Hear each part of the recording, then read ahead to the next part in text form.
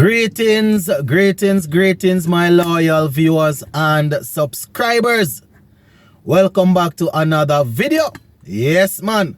Thank you all for spending the time to give a listening ear. Couple of things to talk about in this one. So we see where CWI, they announced yesterday that the Under-19 Rising Stars will be playing a couple of games. Actually, they are set to play 5 games over there in Trinidad and Tobago. So we're going to talk about that. Plus, we're also going to be talking some World Cup. Australia, they got the better of South Africa in semi-final number 2. And they have secured their spot in the final. We're also going to take a look at Virat Kohli and Viv Richards. Know that Virat Kohli would have passed the record amount of century that was held by Sachin Tendulkar. Quite a few people are now comparing and saying who is the greatest ODI player of all time. Is it Viv, is it Virat, or is it Kohli? So I'm going to read a little post there. And for those who were lucky enough to see Viv in action, and you are lucky now to see Virat, and you would have seen Sachin alongside people like Laura and these guys, you can let me know in the comment section which one you would have at the top there. So just give a listening ear. Remember, it's also good if you subscribe. That is a way to support the platform. Alright, so taking this one from the Sportsmax website about the West Indies Under-19. So the headline says, West Indies Rising Stars men's Under-19 to play 5 matches in Trinidad and Tobago. They're actually having a camp over there in Trinidad and Tobago, my people. So it says, during the camp, players will have 5 matches at the National Cricket Centre. Right, they say 3 matches will be against the Trinidad and Tobago under 23 team, while the other 2 will be against the United States of America under 19 squad, and will also be participating in the who will also be participating in the World Cup.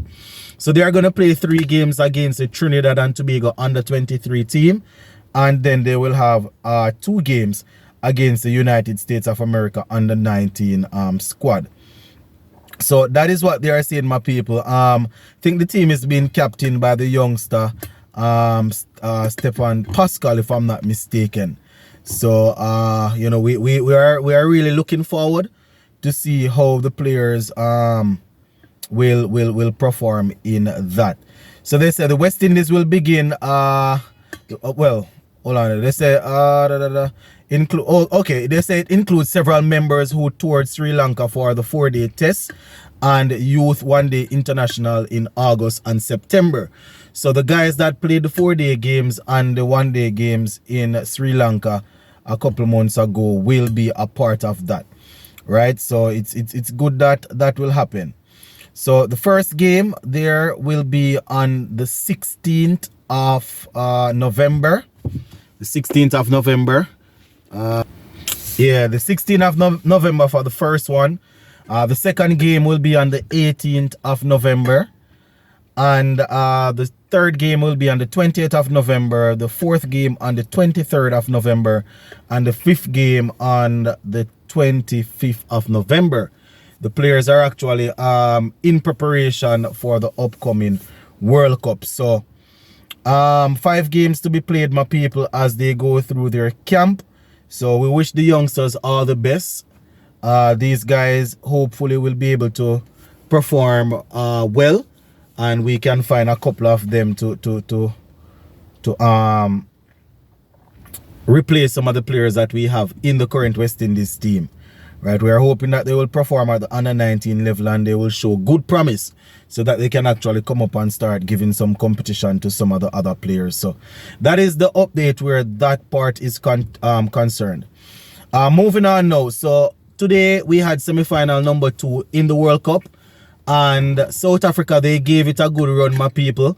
They made it all the way to the semi-final, but the batting really failed them in this semi-final here. They were bowled out for 212, and even though we would have seen a very good batting display from Miller in the back end, who scored a century, it was just not enough. Captain Temba Bavuma, who came under a lot of scrutiny, was once again on the failing side of things. He didn't score. Faced 4 deliveries and didn't score. Quinton de Kock, he made 3 of 14. Rusty van der Dusa made 6. Aiden Markram made 10. Klassen, he made 47 of 48. And David Miller, he made 101 of 116 with 8 4s and 5 6s to his name. Marco Jensen didn't trouble the score, and they weren't able to put much together. 212 in 49.4 overs. Now Mitchell Stark, my people, who started off the tournament really slow, or started off slowly, he picked up 3 wickets in this game. He bowled 10 overs for 34 runs, picking up 3 wickets. He was supported by Pat Cummins, who bowled 9.4 overs, picked up 3 wickets for 51 runs.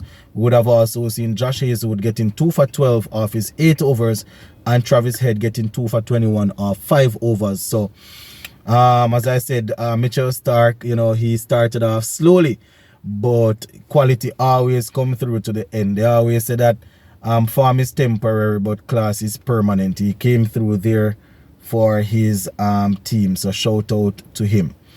Now, in giving chase, Australia, they got off to a good start.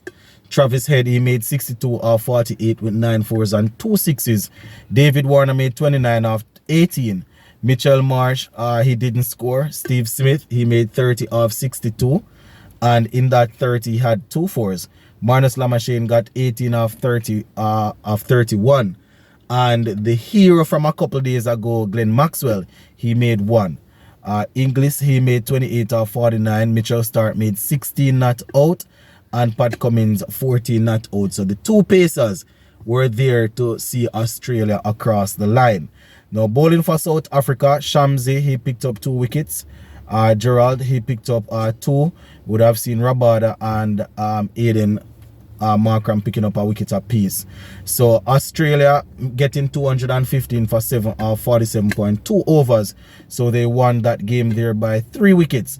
Travis Head getting the player of the match for his 62 and his 2 wickets that he took. So Australia will meet India in the final. Right, so it is now set, it is now known.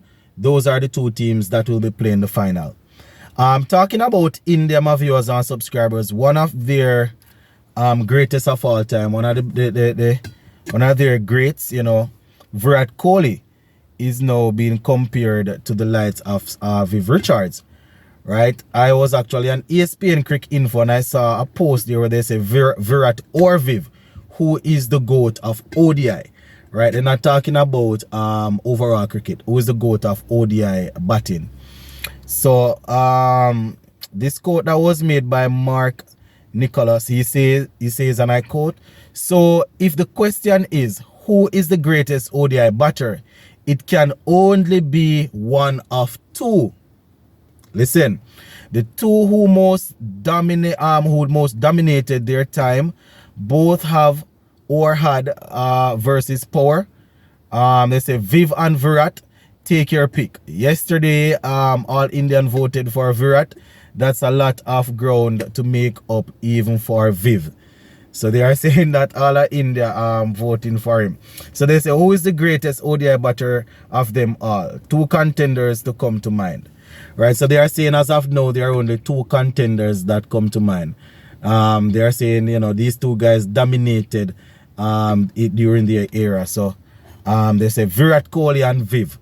For those who saw Viv when he was batting, when he was playing, you all can let me know in the comment section if they are trying to take away his crown or Virat duly deserves to be called the greatest ODI batsman of all time.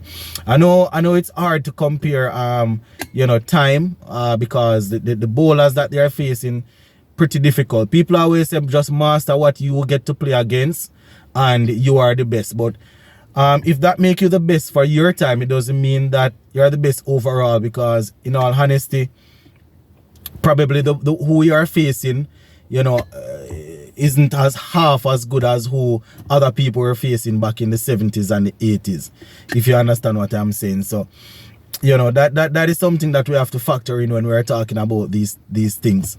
You know, so I'm gonna let it stay right there. The guys that would have that were lucky enough to see Viv, I am looking forward to hearing to seeing your comments in the comment section. All right, my people, big up on yourself and stay safe.